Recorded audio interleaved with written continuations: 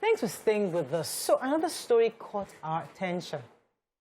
Over the weekend, activist Harrison Gwamnishu shared a video of a widow tied by her hands and legs. And she was flogged by members of her community in Nkpa Bende Local Government, Abia State. According to his report, she was tagged and accused of being a witch by her late husband's brother's wife and deserves to be flogged. So I'm of the opinion that culturally, whatever we don't understand, we demystify it, we spiritualize it. Once the person died under mysterious circumstances, and so we turn it into, we create a mystery, we mystify it and spiritualize the situation. And we've done that for so many years that when people like us read the story, we're assuming, not with technology, not with the level of information, not with autopsy. Like, there are many ways you can confirm the fact behind the story. Why would someone's word be saying, why would somebody say the person she killed, and then you take that person so that you punish someone without any evidence simply because of word of mouth against another innocent person until proven guilty?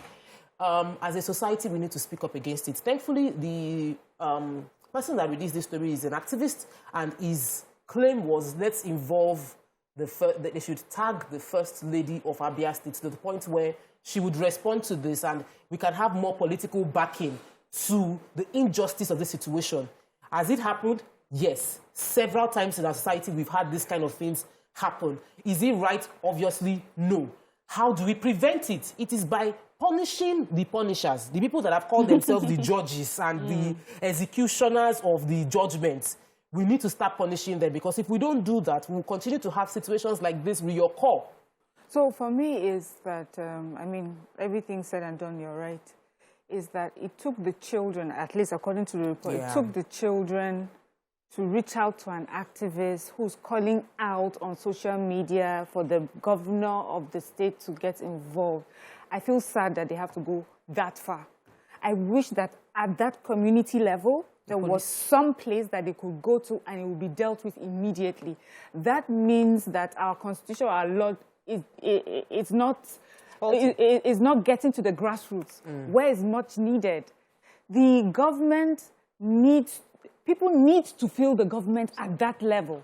People would need to know that there's a government, so that, first of all, those people would be aware of what our laws say. Absolutely. Secondly, they'll be aware of what the consequences of their actions are. Why don't we have why don't we have government presence at that level? Thank you. God bless you, because actually I was writing that down, like local government. It's the issue. We've been saying this thing every small thing, we're looking for First Lady. The government office is too far. It's far. It's too far. The Bale, the community leaders, the Iyalojas, the Babalojas. But if they're culpable?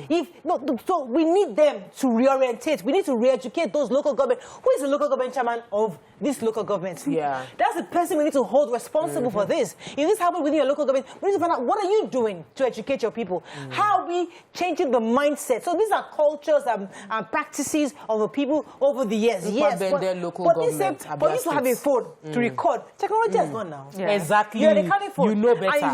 You should know better. So you should know better. So obviously, for me, if First Lady is calling First Lady, it's too far. It's too far. Even the wife of the local government, what's she doing? Exactly. The community of women, members of their parties, where are they? But we also have a law enforcement agency. The police. The police. You know, we have the police. The job of the police is, when you see injustice, you report to the police station. You go to the police station as a young child and say, my mother is being accused of killing my father and she's being beaten. And what do the police do? They're supposed to follow you to your parents and say, who is beating somebody illegally? Bring them to the station. Let's investigate. Without any connection. If the police is effective in their job, that is where the situation should be dealt with. They will not be the one to apply public defender, take it to court. But this shows inefficiency of our system.